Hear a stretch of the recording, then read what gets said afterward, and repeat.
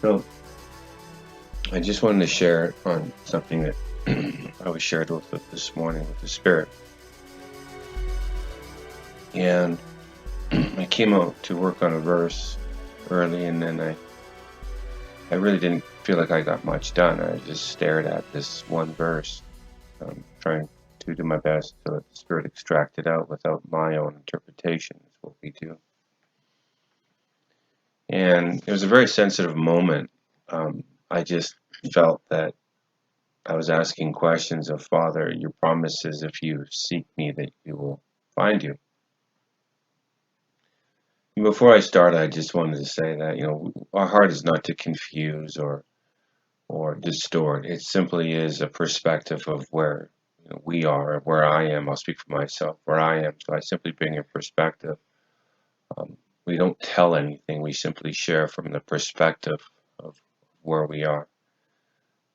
So it's such a personal journey that how can we tell? That's exactly part of the problem, is that people tell from the perspective of where they are as it's an established thing, and they expect everyone to follow the structure of one man's interpretation, and that's not the intent. It's a very, very personal journey, and that's what the Spirit was sharing with me this morning is that I said something in humor yesterday to Carrie about a narcissist position of how they would say the only thing wrong with me is you, because it's just a perspective.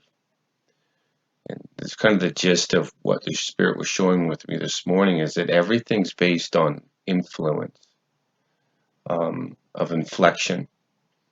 And that's why it's such a personal journey, is that we simply see a reflection of ourselves in everything. And really, in all honesty, the Bible should be called the book of mirrors. Our perspective is that we've allowed another man to dictate what it is by his mirror, and that's a problem. So it's like reading a text, and I could simply say, "Hi, hope you're doing well." And if I wasn't in the right position, or if a transaction was happening, I could read that in many ways, like with a tone of questioning it, like, "Hi, hope you're doing well." There's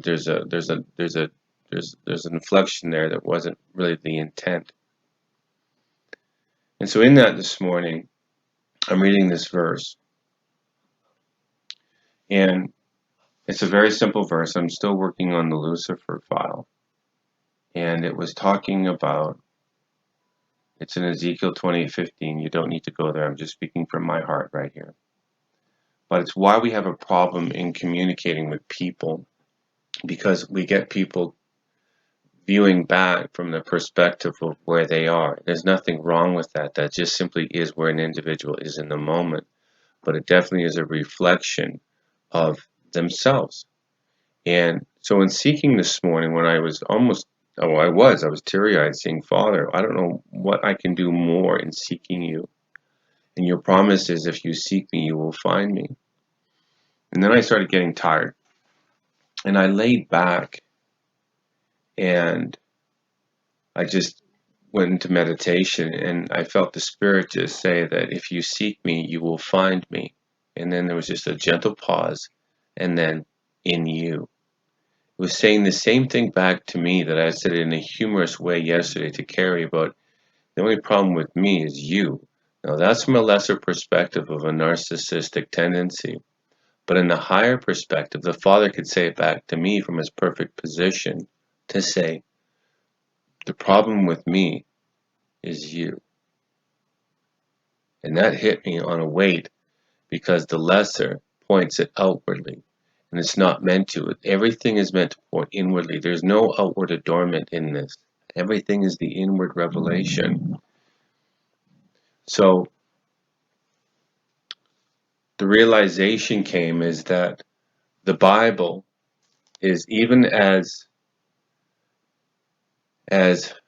really as unclear as what it is. There's a lot of obfuscation in there, that we read it with inflection from an outward perspective, and this is why we built a case for the enemy.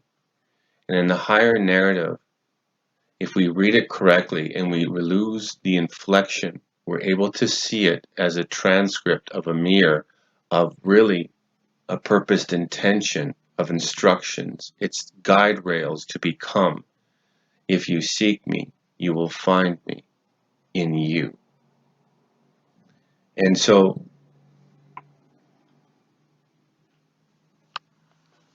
the Spirit was just sharing with me in the revelation that really the Creator is only one choice away. And I choose to look at everything as a mirror. So all the script, my script is on a screen and it's a mirror to me. And that's what the Spirit was saying. Read it differently. So there's in one verse that I was looking at here. And it is said in Ezekiel 28:15, perfect you were in your ways for the day you were created, till was found iniquity in you. And it doesn't have to be read that way.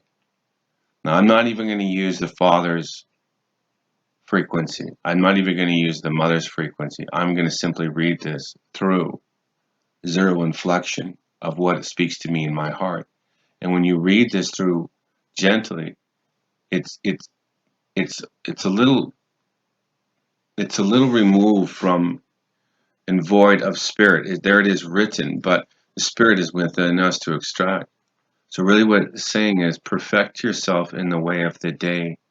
Choose perpetuity and find injustice or unrighteousness in yourself. It's not pointing it out outwardly, because the accuser is within you. Righteousness within you, because we live in that dualistic nature. This is very, very simple, very basic. I comprehend that in what I'm sharing. But something transacted this morning in the realization that the Bible is simply a book of potentiality. Depending on where you are, that if you see it and you can see the reflection, then you can see an opportunity. And we do injustice when we put tonality or inflection to say this is this. Because how can it be one man's interpretation? It's purpose for individuality to express itself as a summation in the experience. And wherever you are, that's what it is for you. There is greater depths in this, and it's meant to find those pieces along the way. But until you find those, we have to deal with the lesser nature to see really how it's speaking to us personally. So I don't even know if that's even coming across the same way. I hear what you're saying on there. And, we've been having this discussion about the tool of the mirror. And in Ken's sharing this morning, as we were talking about it, and understanding that, I'm just saying what he said again, essentially, that the Bible is a book of potential. That's all it is. That's all it is. And the part that really struck me when we were discussing was, if you seek me, you will find me in you. Yeah, it was, and I know that. That's the thing, that something changed this morning. I knew that, and I know that, and as I know many do, going like, this doesn't really, but I'm just trying to connect with people that there's no judgment. We simply are where we are, dependent on our own ability to see. We are simply sharing information to assist others if they so choose. If they choose not, then they can go another path and find another way. It's just that something hit me this morning that I'm waiting. I feel like I'm waiting for something to present itself in a form, in a fashion, based on what I'm doing. I'm waiting for like an outward encounter. It's kind of what I'm feeling, for almost a presence to come into the room and encounter. And there's a yes and an and to that. But that is solely based on my due diligence of seeing without putting tonality or inflection upon. I'm looking at it from, we comprehend neutrality, and I'm simply looking at this as like, oh my goodness, this isn't saying what it's saying. I'm not pointing it outwardly. I'm now seeing it inwardly as a reflection and a mirror, and it simply says, perfect yourself in the day. Find unrighteousness. Don't accuse another, because there's enough within yourself to deal with in today. And so if you seek me, you will find me within yourself. Be about your business. And it really struck my heart. I can feel the Spirit on it this morning. It really touched me, because we're not really connecting with the scripture the correct way. It's on levels and degrees, but yet it is simply mirrors of transition that transmute to the greater potential, because it should be called the Book of Potentiality. And if you seek me, you will find me in you.